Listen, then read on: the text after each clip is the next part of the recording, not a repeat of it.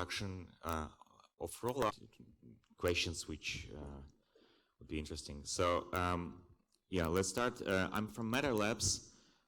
We are a R&D company focused on bridging the gap between the academic world and practical implementation with focus on scalability for now. On Ethereum, we're building a layer 2 solution for Ethereum called Rollup, which is, if you're familiar with Ethereum, it's a thing very similar to Plasma, but with two key differences. If you're not familiar, I'm going to explain it now. So the differences to Plasma is that we solve data availability differently and that we replace fraud proofs through zero-knowledge proofs. So what is Plasma? Well, Plasma is a kind of sidechain, and a sidechain is a separate blockchain with cryptographic commitments on the root chain for each block. What does it mean? So we have some state of our blockchain. We can have a UTXO model, or we can have an account-based model. In any case, it's some set of data, some accounts or unspent outputs, which hold some state. And we can represent them as a Merkle tree, with the root of this Merkle tree being our cryptographic commitment. So if we have the root, we cannot fake the data. We can answer what the specific node is, but we cannot modify it, right? So if we store this root, for example, in a smart contract on Ethereum, then we can succinctly represent the state of the sidechain and store the rest of the data somewhat aside. It has a benefit that we can have multiple specialized sidechains for like layer 2 for different purposes, and not everybody has to store them. So you can think of them as specialized shards. So how it works? Whenever we have a new block, we publish this block for the users of the sidechain. We take the Merkle root and put it on the main chain as a simple transaction, which is permissionless, so anybody can put this transaction. So normally it's a job of operator or validator or like a set of validator, one of the set of the validators to do this for you. So of course they can just put any state. You can put any root hash. How do you make sure that it's actually the state of your sidechain is secure and follows some rules which you define for the sidechain? In Plasma, you use challenges. If you see that the state is incorrect or it doesn't represent the data you have, or you see that some transaction was incorrect or somebody is trying to steal money from you, you have to submit a challenging transaction and tell the smart contract that the data is incorrect. The smart contract can check it and revert. With Rollup, we replace these challenges by zero-knowledge proofs. So you have to submit for each new block in the sidechain a succinct proof, which will be verified by smart contract on the main chain, that all transactions were correct. And this solves a lot of problems from usability standpoint. And it also allows us to reduce the overall data exchange and computations. How it looks is you have three resources when you have a blockchain which can be optimized. First, you have bandwidth, because you need to propagate the data to everybody. For every block, you have to send all the transactions. If we're talking about simple transfer transactions, we have, let's say, from account, which has like 3 bytes maybe, or an address in Ethereum, to address, the amount which we want to send, and then the signature to verify that I actually own the funds which I'm sending. And also we have a nonce, which I forgot, but just like some small data, and then signature represents the larger part of this data because it's bigger. Second resource which we have is the processing. So now whenever anybody receives this block, you have to check as a full node all the transactions. So you have to update the state, which is a very cheap operation, and then you have to verify the signature, which is quite more expensive. So what happens, and we also have the storage, but with Rollup we're not scaling storage. The storage is still linear, but it's just separate for every side chains and not generic for the all layer 1. So what happens, how can we use zero-knowledge proofs to scale it? We could replace all the signatures with just one succinct proof, with just one snark proof that all of them have been verified and are correct. So it reduces the data by a massive amount. And similarly with computations, we can replace, we essentially replace the entire computation with just one snark.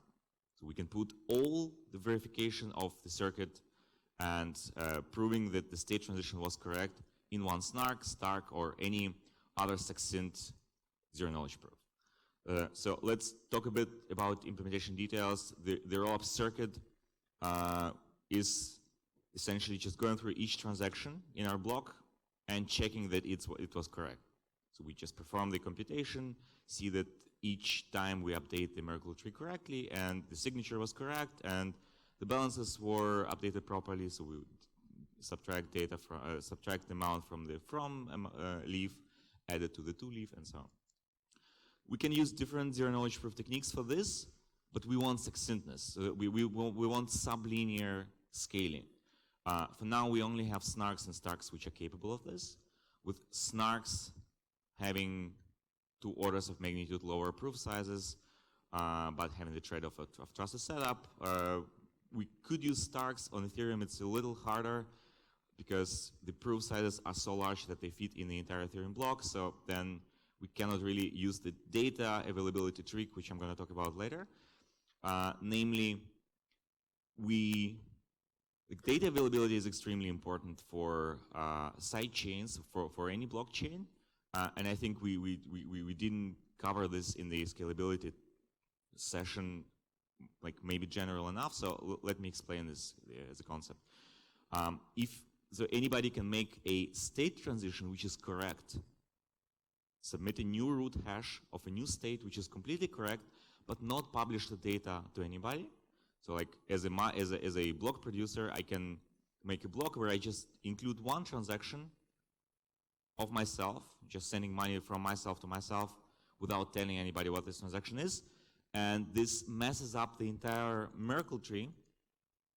So I won't be able to see, like if one leaf is not known to anybody, then this entire path is not known to anybody. And even if you know, like for example, this is your leaf and you have this path and you want to prove that you own some amount here, you won't be able to because you don't have this hash, right? So your money becomes essentially frozen unless this data is revealed. And this is a problem for like all the blockchains. The layer 1 blockchains have to fundamentally solve this somehow. That's why we're speaking about sharding to reduce the load on the entire blockchain. With layer 2, we can have this trick where we simply broadcast the data to everybody through the layer 1 blockchain, and then through the consensus rules of layer 1, we make sure that this data is available to all the participants, and then everybody can store it. So there is no way for the operator to withhold the data. So with Ethereum, what we do is we sort of abuse the call data. So we just post a transaction where the transaction input contains the delta of the state. So only the succinct representation of what has changed in the state.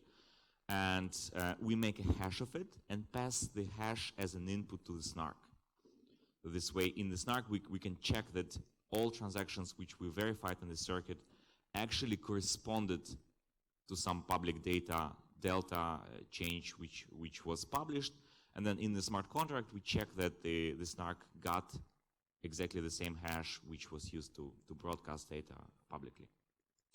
And this makes, as I said before, the data which we have to submit is much shorter than the normal transaction would be because we omit the signature and we omit all the witness which we can pass in the circuit outside, which is not relevant for the state update. So we only publish the delta of the state.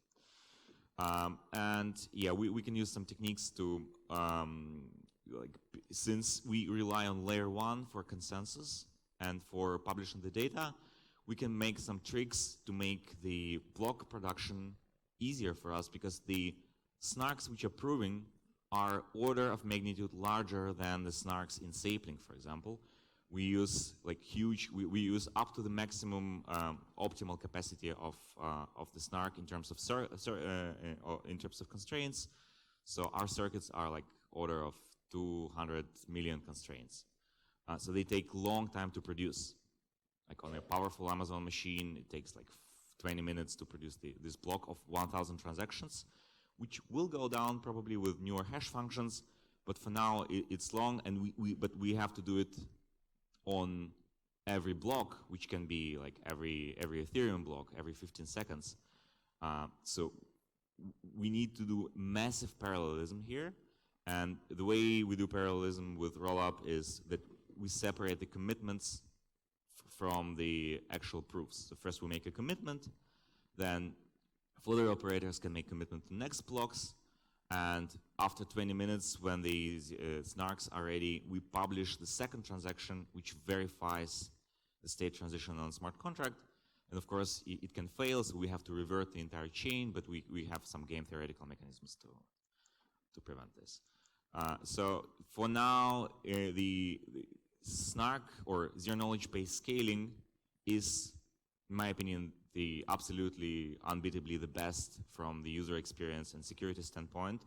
Apart from the trusted setup thing, which might be controversial, but with newer techniques like Sonic, I think we'll be able to completely cover this as well.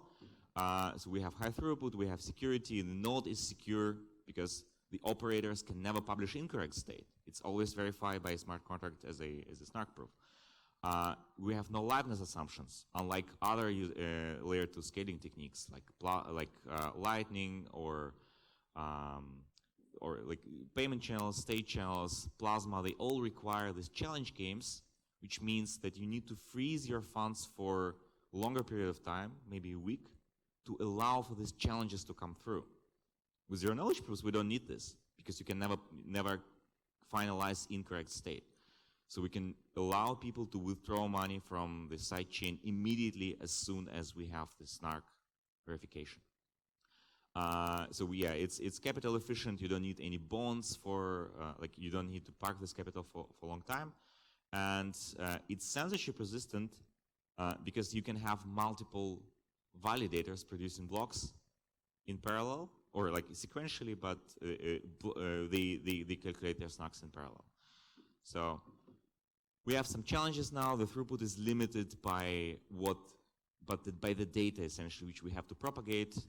Currently on Ethereum, we can support up to 500 transactions, but it's still very good for practical reasons.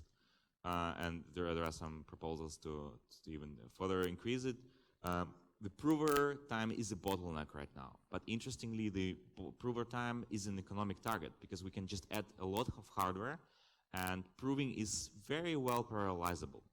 So you can just pick a number of the amount of processing power which you want to maintain, which might go idle if you have less transactions, but has to be there for the peak loads.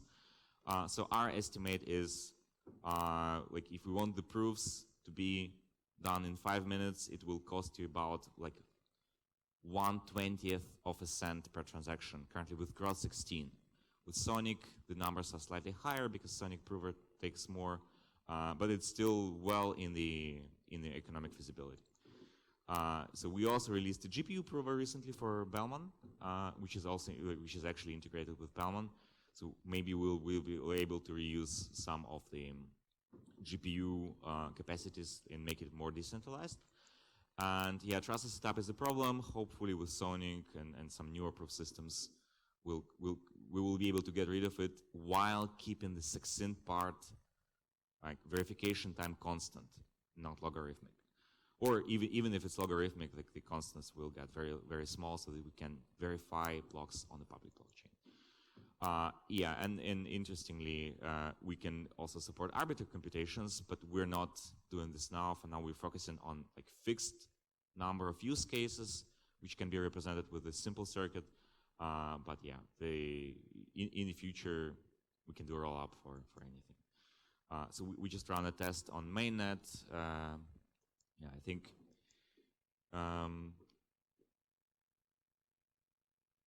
this is all what's possible with Rollup. I think let's just progress to the Q&A session and talk in depth about anything you like about scalability, data availability, Rollup, whatever. Thank you.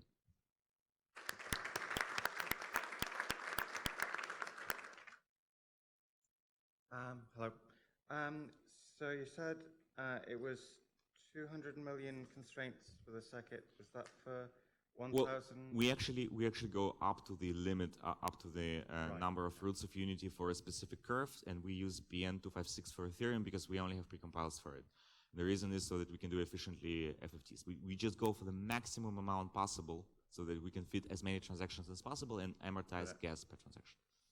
Okay, so how do those figures compare to using Starks? To using Starks? Yep. Well, Starks have so let's see, for 1,000 transactions of the same kind, the Stark proof would probably consume the entire gas on Ethereum right now. Right. So for now, we would, or you mean in terms of prover? Yeah, prover time. Prover time. Well, like from the benchmarks I know, our prover is slightly faster with BN256 on Bellman, slightly faster than the snarks for constructing, for verifying Merkle tree updates with Peterson hashes. So this is what I know. It's like some like maybe 30% faster or something. For the same number of transactions. Yes, but we always have to compare specific application with Starks and Snarks because we use different constraint system and we construct we have circuits with R1CS in Snarks and we have a very different approach with Air and Starks. So it will always be application specific. Some applications Snarks will be more efficient, for some probably Stark. Like for Fibonacci numbers, I think Starks are. I don't want to hog the mic, but there are some very complicated things about verifying transactions. Did you have any difficulty expressing? Oh, so with Starks, just have very large proofs, so they will consume the entire block in Ethereum, which means we don't have space anymore if we use Starks for a rollup to put the data availability in the same block. That's why Stark DEX uses external data availability sources, so they have data notaries, which is also a solution, but then it introduces another trusted assumption, because you need some number of notaries to sign the data and say, we hold it and we promise to give it to you, but whether they give it to you or not, you will only learn once you run out of data, right? So thank you. In our case, we saw this is the key difference of rollup to other solutions, that we publish the data. Plasma cannot do this because the amount of data which will be published is too large and everybody will have to constantly do it. And in Plasma, you have this challenge of mass exits. If data becomes unavailable, everyone has to exit.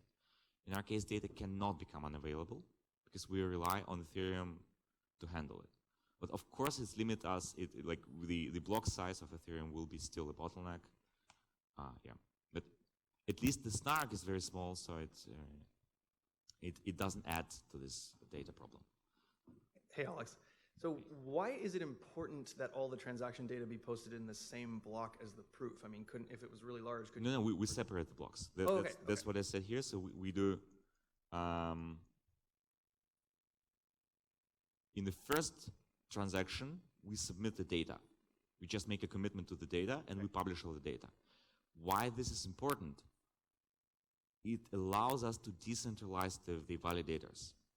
Because if you had to publish the data and to provide the snark in the same block, you will have to sequentially wait. You cannot publish the block until you have the proof, and the proof generation takes 20 minutes because our proofs are huge.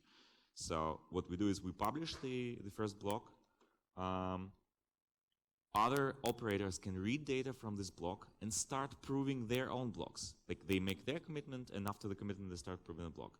Next operator does this, next does this, and then after 20 minutes, we publish the verification for the first block. So yeah, good point. How do you synchronize the operators in case you have many operators that they are competing for mining a block? This is spending resource. What's the mechanism? What's the consensus mechanism? Who should mine? It's very easy. We can just have a predefined sequence determined by smart contract, by some pseudo-random function. Just you have the operators will have some stake, and they will get slots proportional to the stake which they have.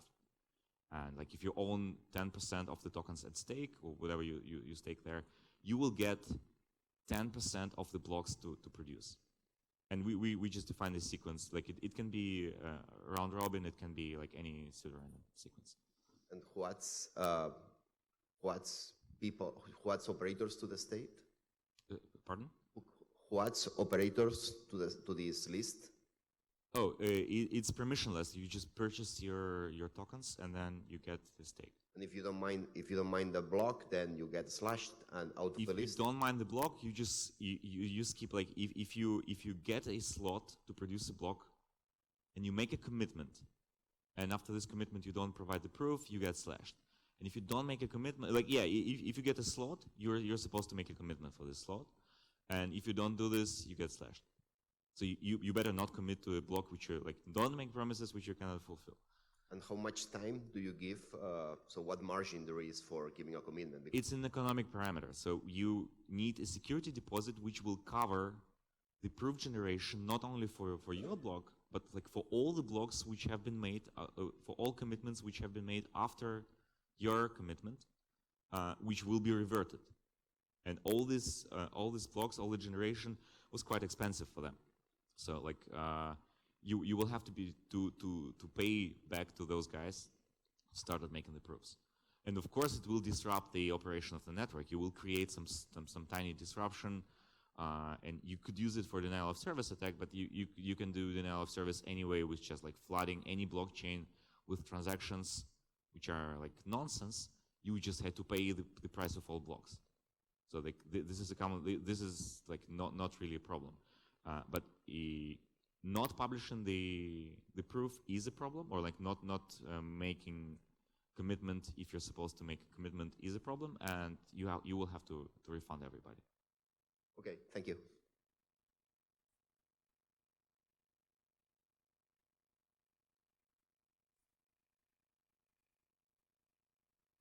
So I guess that's it then, or yeah, I guess. Maybe just a stupid question. So is it possible for an attacker to like publish a block that is valid in the sense that it obeys the rules of the block, but the incoming data was just nonsense and doesn't correspond to what was actually the state of the blockchain? It's not possible because you will have to pass the hash of the data which you published as an input to the snark.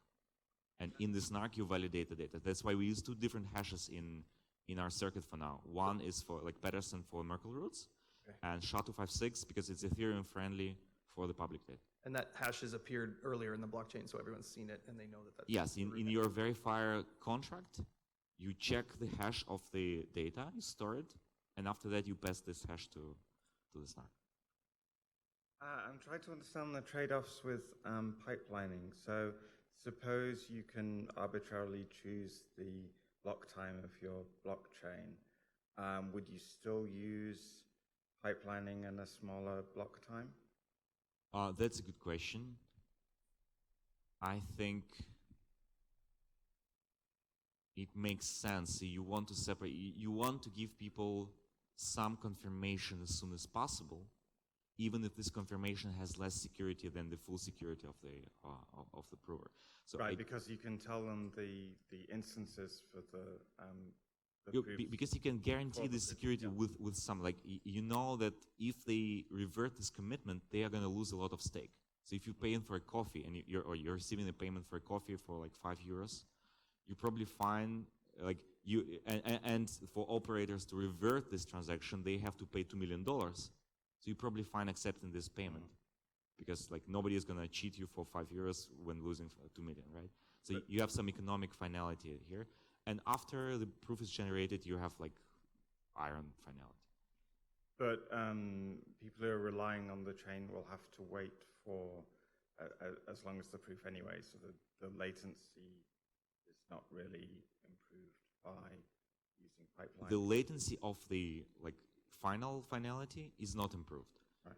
But if you're fine with like this semi-strong guarantees, or like with some economic guarantees, so maybe we can have a security pool which also refunds the users and burns some stake. Right? Okay, so validators who are willing to rely on that economic security, yes, rather than that's not proven security. Yes, so we are actually Then thinking about you like get